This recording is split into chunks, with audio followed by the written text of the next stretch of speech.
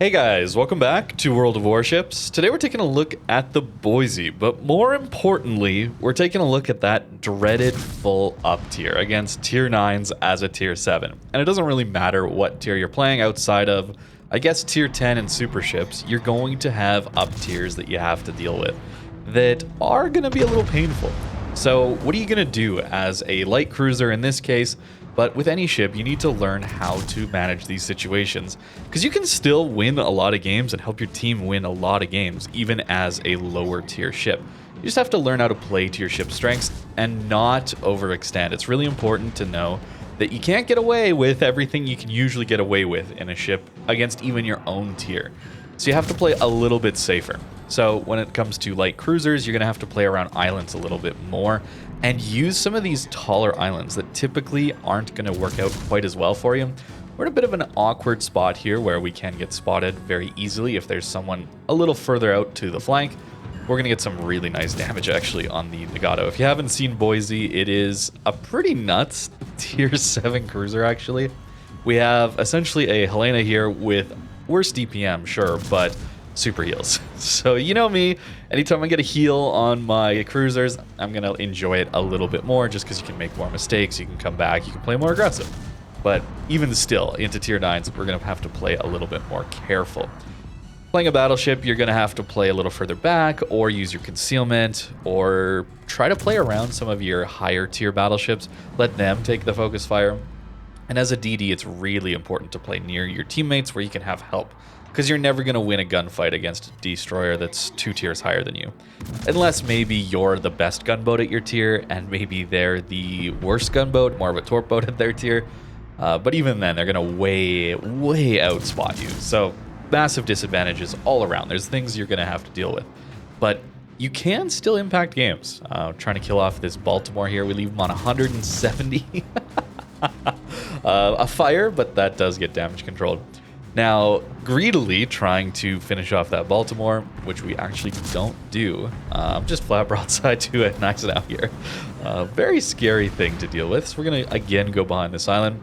Coming off of yesterday's video on the Atlanta, had such a good game. Again, using islands to poke around just enough to get our rear turrets on these Skanais now and do a little bit of damage whilst playing safe. Not every good game is going to happen in up tiers. Certainly, you're going to have some rough ones, but you can still have a good time. It just requires you to play a little bit more patient. I think that's going to be the key. If it's mid tiers especially, you're going to have to play it more like a tier 10 game, actually. Tier 10 is certainly very passive these days. One of the reasons I'm playing more mid tiers, just to have a few more interesting games where people push up a little bit more. It's more interesting to me. But it plays a little bit more like those tier 10 games as a cruiser especially, where you have to play more passive and wait for the game to come to you basically. So if people are pushing in like this, use the islands to farm them, but if people suddenly are kiting away from you, like we're about to have happen here, I'm going to skip forward quite a bit. Pushing is hard into this, even with some island cover here. It's going to be quite difficult for us to deal with this Scharnhorst here, and having some of those tier 9 battleships on our flank now that we have to worry about. So using our island cover, possibly actually I should have gone back towards our spawn rather than the enemy side of the map here. That probably would have been a little bit better in hindsight, but that takes a little bit longer. Typically you don't want to be pushing the enemy spawn here. At least we do have an island that allows us to play more towards the middle of the map, get a more interesting angle on the enemy ships without exposing ourselves to that open water enemy spawn. That's always going to lead to disaster with any ship, really. Anytime you push the enemy spawn, it's typically going to lose you the game, even if you're ahead. Maybe not in a blowout, obviously, but close games, you don't want to push spawns. Just really puts the enemy team at a massive advantage against you, because you typically won't have much cover, and you're pushing into an area where there's going to be crossfires, and you're going to die rather quickly. So we're going to stop on this island and wait. We are a little bit aggressive, but again, we have heals here. If I was playing in Atlanta or something without heals at tier 7, I'd be playing a little bit more passively. And trying to kill this Algeria here. Not necessarily doing the best job, but fortunately our battleships back us up here. And now we got to deal with a few tier 9s. First, this S-Thunder here. Yeah, I'm instantly looking, where can I hide from this guy?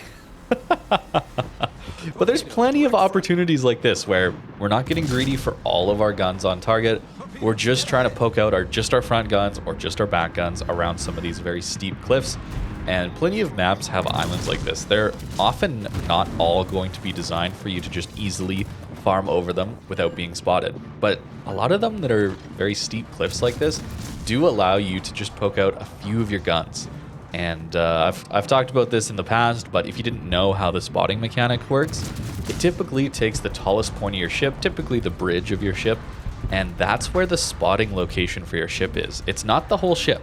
So that's how we're actually able to poke around some of these islands without getting spotted and still firing our guns. So it's a bit of a cheesy way to deal with people, certainly. Feels like taking advantage of game mechanics a little bit too hard, maybe, but it's a way to play the game, man. And as a low tier cruiser, you do have to take advantage of that sometimes. We're up to nearly 100k in this game already. Still a very close match. We're down on points, certainly, so we do have to deal with enemy ships. We got to kill some ships here or get some more caps, either one. The carrier does smoke us up, so anytime you're in a situation where the carrier, or more than likely friendly DDs, can smoke you up, it's going to make your life a lot easier. But for the most of this game, I haven't had a smoke, and we've still managed to have decent battle impact without the smoke, just using island cover smartly. It's not easy. Not every game is going to look like this one, certainly, but it can work. Not every full up tier is going to be just a disaster that's not worth playing. Some of my better games actually come in these full up tiers because it is so much harder. And honestly, there's a small advantage. It's minor, but typically the top tier ships are going to focus on each other. If they're trying to win the game, they're trying to win the flank, they're going to focus on the most dangerous target first. So maybe as a lower tier cruiser, maybe you can just kind of slip under their radar where, well, not an actual radar, but, you know, slip away without them focusing fully on you. That allows you to play a little bit. Although, let's be honest here, a lot of top tier speaking as someone who plays a high tier battleship all the time, if there's a low tier cruiser, those typically have bigger citadels than the ones at tier 10. I might send a few more salvos their way, especially if they're broadside. So, you know, that's not always going to work, but we can try. We can try. We are getting permanently spotted here, so a little bit scary to poke around this island, but that's why we have propulsion mod. I'll look at the build a little later, but you're going to notice that in most of my games, on most of my ships, I'm taking propulsion mod. It's just so valuable for situations like this. Not just in cruisers, but in DDs. Propulsion mod lets you play in your smoke, and if torps come for you, you can accelerate rather quickly, get out of their way. Battleships also can poke around islands like this sometimes, but there are times where you're sitting rather stationary and torps come for you, or you can speed juke in battleships too at longer ranges, certainly. Some of them especially do have pretty decent acceleration, and you can dodge a lot of incoming fire. Propulsion mod is just so good, man. And I really do value it on most of my ships. It's very rare that I don't take it these days, actually. Iowa next here. I really wish I could have killed that Charnors, but we lack the range, unfortunately. A bit of a downside of the Boise here, certainly, is the very low range here that we have on this ship. But the guns do very nice damage. And I have a bit of a lighthouse build, so our reload is a little better. Very greedy builds is what I'm running here. Much like Atlanta, I'm running a very greedy build to try and take advantage of the DPM on these ships, because they can absolutely smash the same tier battleships. And I do have IFHE here. You know, kind of spoiling the build part, I guess. But I do want to talk about it a bit, because on tier 7, the 152s, 155s, 150 mil guns, whatever, different nations have kind of different levels of caliber within that range. They don't actually pen 32 millimeters with IFHE at tier 7, but as soon as you get to tier 8, they do pen 32 millimeters. This is a weird cutoff. So you're going to notice all these shatters on this Iowa. So IFHE is useful, and you saw how the Atlanta was just able to smash same tier battleships yesterday. But against higher tiers, it can be a bit of a disadvantage. So it's not always going to be the correct choice. But even in a game like this one where we have IFHE, we still got, what, 11, 12 fires now? So you hit enough shells, you're going to get fires, basically, is what it comes down to. And the extra alpha damage is extremely valuable. Even with IFHE cutting your fire chance in half, the consistency you get is so nice. So we got up to 150k in this one and did manage to win it just barely. Very close game, very interesting, but a decent amount of battle impact, I would say, against 2 tiers higher. Tier 7 versus Tier 9, often a very challenging thing to deal with. Sure, we did have a cruiser that happened to have a heal. That helped us out a ton. But even got top score, just barely, but managed to get top score in a bottom tier cruiser. That feels pretty good. Not every day we can get something like that. As for the build, though, it certainly does look a little different from the Atlanta since we do have heals on this ship, allowing us to really want Superintendent. Also taking Survivability Expert to get the extra HP there as well, just allowing us to play more aggressive and stay alive. Heavy HE and SAP just because the extra damage is so nice. Some of our salvos were absolutely disgusting there. Top grade gunner here giving us that extra reload anytime someone is spotted within our detection range, which with this build is 13.2 with 13.6 kilometers of gun range. Not the easiest build to play, but Lighthouse builds do give you some very nice damage output if you can work around them. And I think with the super heal, I can.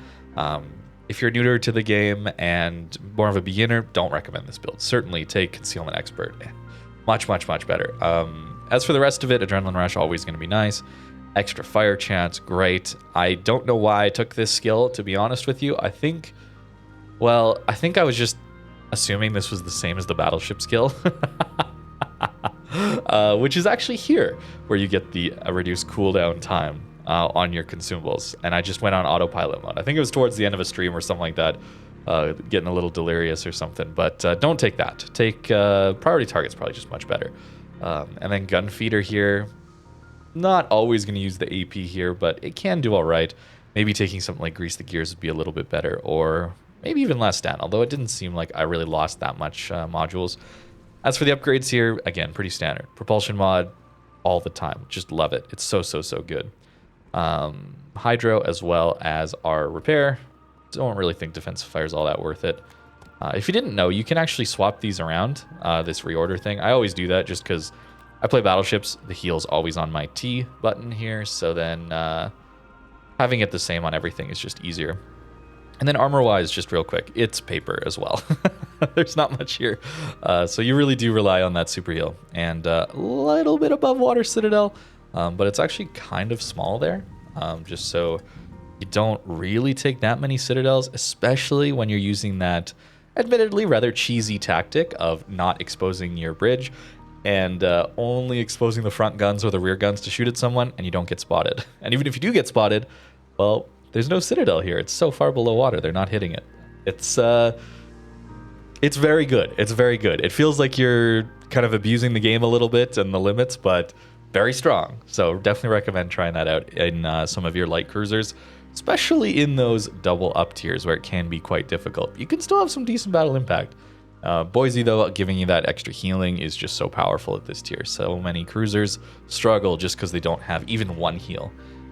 Personally, I'd love to see that if Wargaming would add just one heal. Maybe you don't even allow Superintendent to buff the number of them. I don't know. Or taking Superintendent gives you a heal where otherwise you wouldn't have it. I don't know. But having some of these mid-tier cruisers have heals would be very, very, very nice just for how comfortable. Make them a little more comfortable to play. And then, hey, maybe if it's a little more comfortable to play cruisers, we could make dispersion a little better against broadside cruisers. So if they make a mistake, they're punished a little harder. Maybe. A little less overmatched. So they're not as punished when they're angled. Okay, I'll stop. I've certainly gotten that point across many, many other videos. But that's the Boise for you. So thank you very much for watching. Hope you guys enjoyed. Have a great rest of your day.